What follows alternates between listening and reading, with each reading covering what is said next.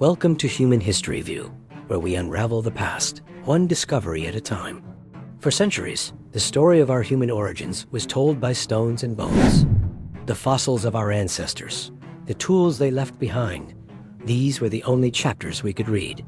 It was an incomplete book, with crucial pages torn out by time. We knew the broad plot. We, Homo sapiens, evolved in Africa and eventually spread across the globe. But the deeper questions remain shrouded in mystery. How did we become the sole surviving human species? What happened when we met our ancient cousins, like the Neanderthals? Were those meetings violent replacements or something more complex? Then, a scientific revolution began. Not with a new archaeological dig, but in a sterile laboratory. Scientists learned to extract faint, fragmented traces of genetic code from fossils tens of thousands of years old. They called it ancient DNA, and this new tool didn't just add footnotes to our story. It ripped up the old manuscript and started writing a new one. A story not of a single, pure origin, but of a braided stream. A story that reveals with stunning clarity that humanity has two profound origins. Today, we dive into this genomic detective story. We'll explore how ancient DNA has revealed that every person alive today is the product of a dual heritage, a recent African origin, and a deeper, archaic origin woven into our very cells from encounters with other human species. This is the tale of how we became human, told by the molecules inside our ancient ancestors' bones. Before the genetic dawn, the leading theory was out of Africa, or recent African origin.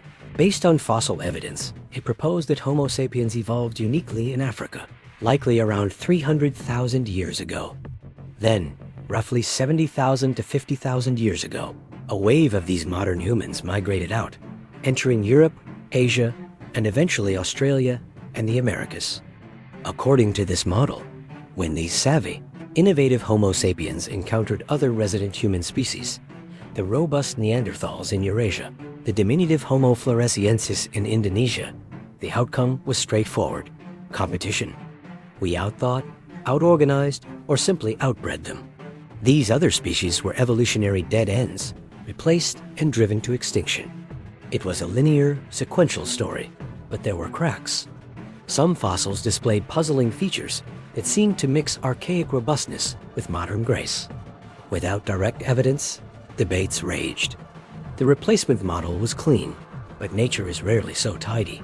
Then, in 2010, came the earthquake. The impossible was achieved. Led by geneticist Svante Pääbo, a team sequenced the first draft genome of a Neanderthal from bones over 40,000 years old. The technological feat was Nobel-worthy, but the scientific conclusion was earth-shattering. They compared it to the genomes of living people from around the world.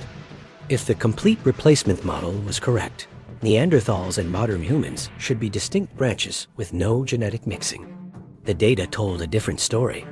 They found that people of non-African descent, everyone whose ancestors journeyed out of Africa, carry within them a small but significant amount of Neanderthal DNA, typically 1 to 2% of their genome.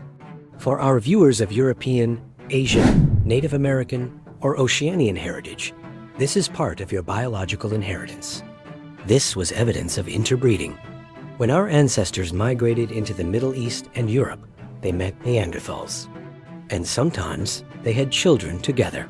Those children were raised in human communities, their mixed ancestry passed down through millennia. Neanderthals, far from being completely erased, found a strange immortality. They live on as fragments of code in the genomes of billions of people. This was the first origin revealed by ancient DNA, our archaic origin. A piece of our humanity comes from a sister species that walked Eurasia for hundreds of thousands of years before we ever left Africa. If ancient DNA could resurrect Neanderthals in our genomes, what other ghosts might it find? The answer came from a single tiny finger bone fragment found in the remote Denisovan cave in Siberia. It was too small to identify by shape, but when researchers sequenced its DNA, they were stunned. It pointed to a completely unknown human lineage. This was the Denisovan, a sister group to Neanderthals, sharing a common ancestor, but then branching off on their own evolutionary path across Asia. The plot thickened when scientists began searching for Denisovan DNA in modern populations. They found it, but in a shocking pattern.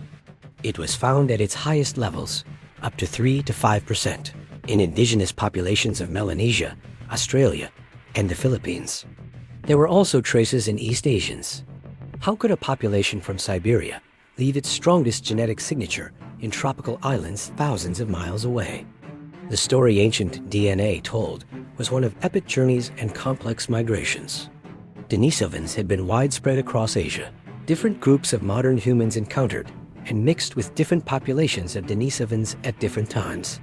One major mixing event likely occurred in Southeast Asia, with the ancestors of Melanesians and Aboriginal Australians. Even more astonishing, Denisovan DNA has functional consequences. Modern Tibetans carry a Denisovan variant of a gene that helps them thrive at high altitudes. A gift from an archaic cousin, helping people live on the roof of the world.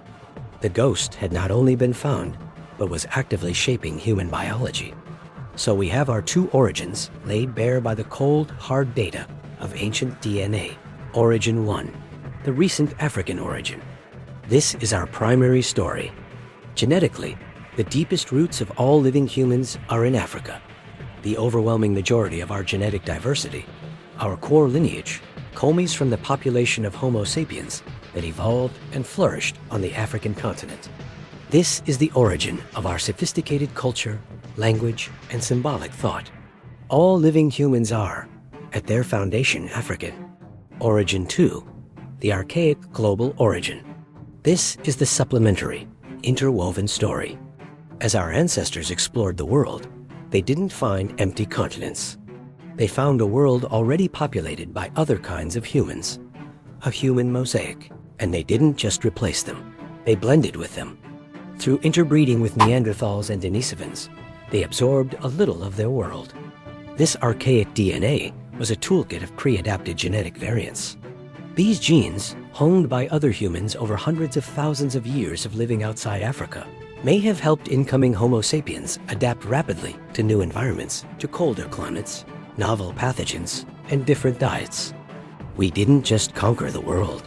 We merged with it, genetically speaking. This makes us a metaspecies. Homo sapiens is not a pure, isolated lineage. We are a hybrid, an amalgam. Our ancestry is like a river. Its main, powerful flow comes from recent Africa, but it has been fed by smaller, ancient streams from long-lost human populations. This new narrative has profound implications.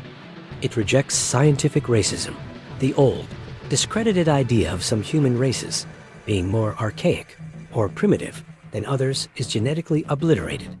We all carry archaic DNA, but different pieces. A person of European descent has Neanderthal bits. A person of Papuan descent has both Neanderthal and Denisovan bits. An African person may carry as yet unidentified archaic DNA from within Africa. We are all mosaics. The concept of pure human populations is a modern fiction. It rewrites extinction. Neanderthals and Denisovans didn't go completely extinct. They were absorbed. Their legacy endures in our immune systems, our skin, our hair, our ability to cope with environmental stress. In a very real sense, they are still here. It reveals a messier, more interesting history. Human history is not a simple, triumphal march. It's a story of meetings, curiosity, conflict, and crucially, intimacy and family. Our ancestors were capable of recognizing others, different in look and culture, as still human enough to build lives with. It opens new mysteries. Ancient DNA has revealed these two origins, but has also opened new chapters. Evidence is now emerging of super-archaic mixing events deep in time. The story is getting more complex, not simpler. So, what does it mean to be human? Ancient DNA gives us a beautifully paradoxical answer. We are uniquely Homo sapiens, the survivors of a great African evolutionary innovation. That is our first and primary origin. But we are also the collective heirs of a wider human family.